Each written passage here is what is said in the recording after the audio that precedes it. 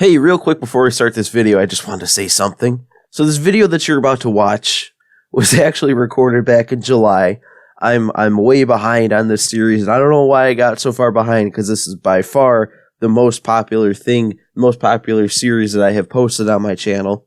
So I just wanted to make a little housekeeping note here. This video and the next one in the series, those were recorded back in like July, and then the next like 3 or 4 after that, those were recorded in October, and then after that, they'll be recorded recently. I'm going to try and get this series done as quick as possible, hopefully by the end of the new year. So make sure if you like it, stick around. It's not going anywhere. I'm going to finish this March to October.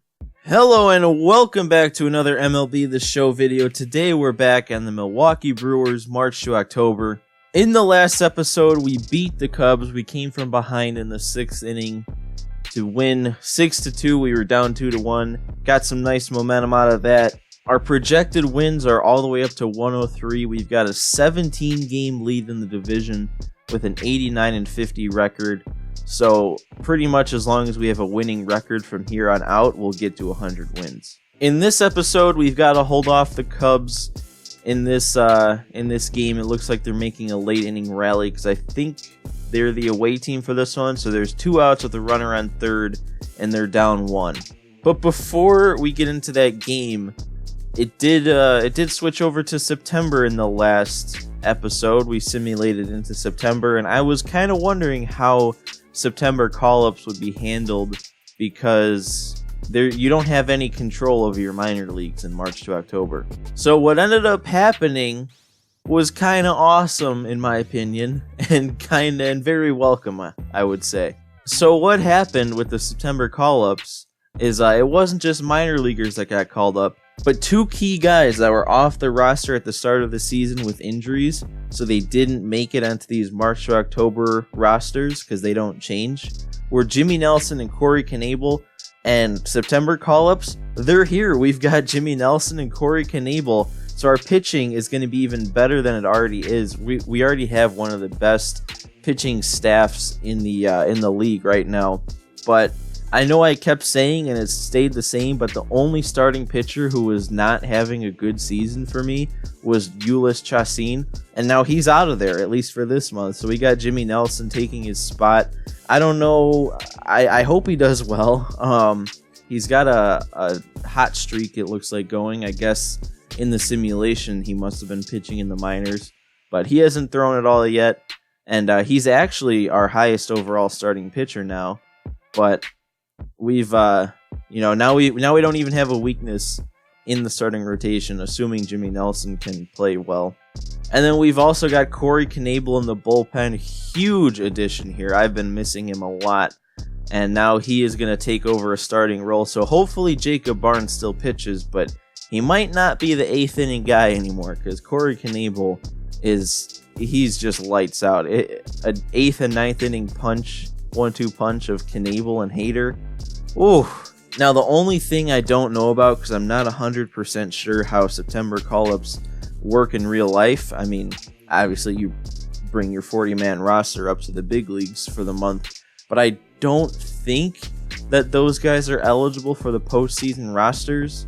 So, we got to cross our fingers that we're going to be able to use Nelson and Knebel in the postseason, but I don't know, and I honestly don't think that we will be able to, because I think that September call-ups are not eligible for the postseason. But right now, we don't have to worry about that. All we have to worry about is fending off the Cubs in this game, so let's get right into this key moment.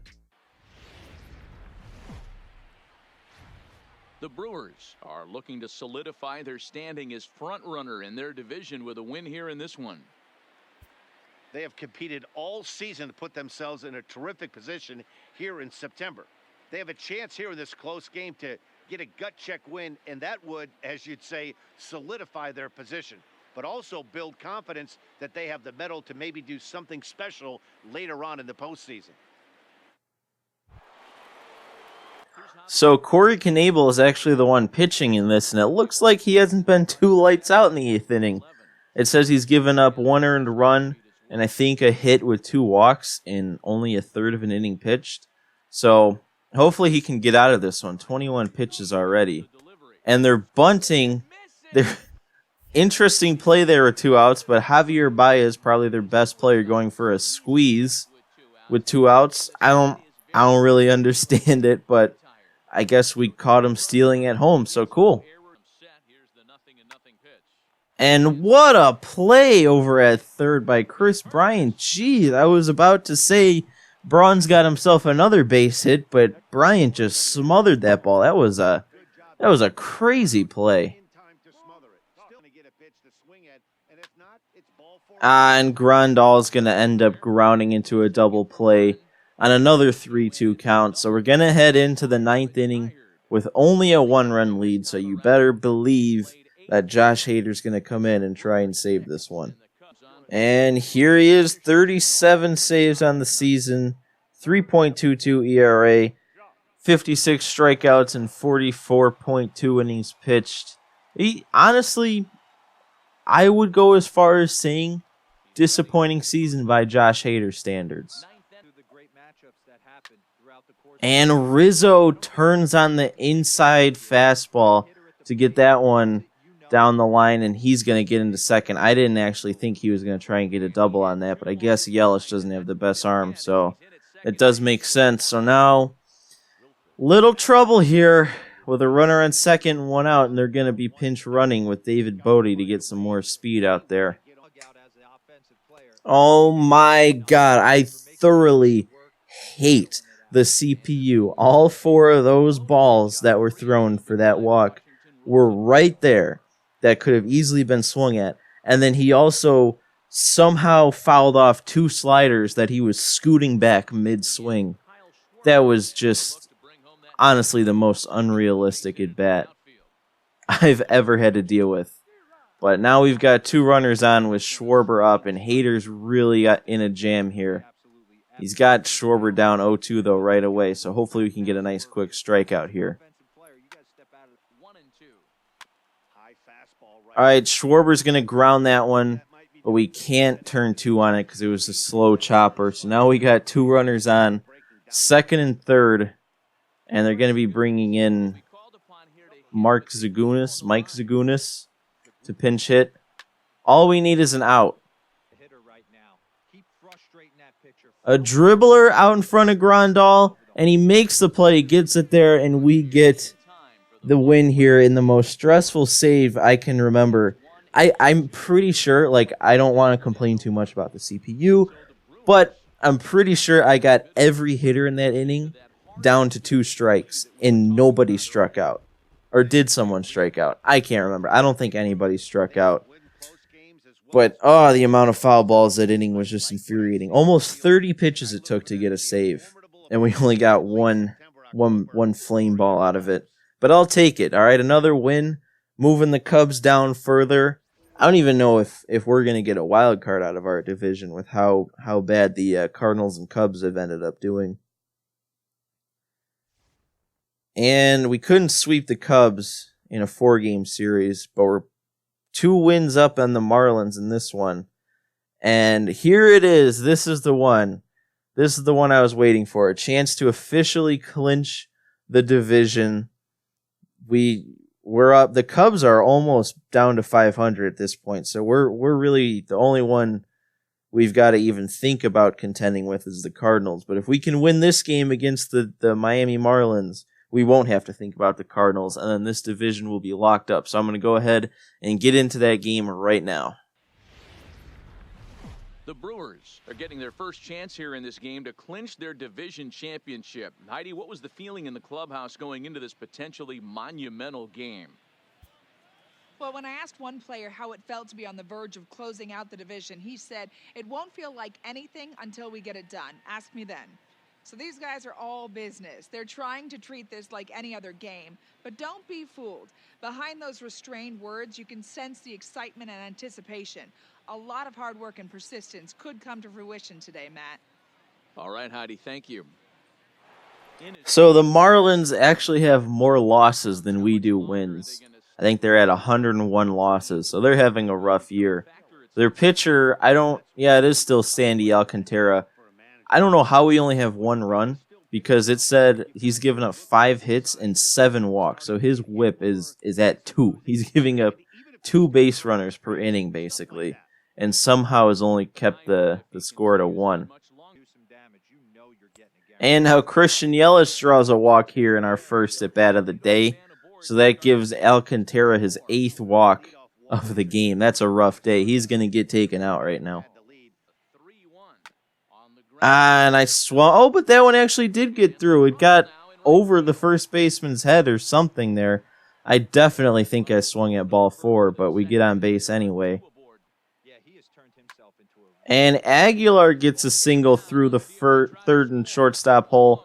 That's going to get Yelich home. I wasn't going to send him originally, but I realized how deep the outfielder was playing. So with the throw-off line, Yelich gets in there safely. We're taking a 2-0 lead now.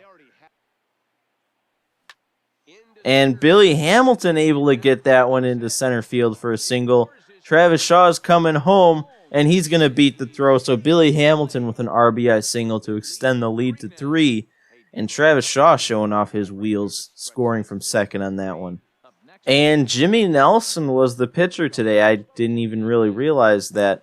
But he's throwing 6 scoreless innings so far. I don't think it's his first game back. Well, no, it's definitely not, because we played that Cubs moment and then had some simulations. So I don't know how Jimmy Nelson's been doing since he's gotten that September call-up, but if this game's any indication, he's probably been doing pretty good. And the grounder to second should end the inning. Moustakas made the play, and Jimmy Nelson works himself out of the jam there. I'm going to take him out, though. I'm not going to give him the chance for the complete game shutout.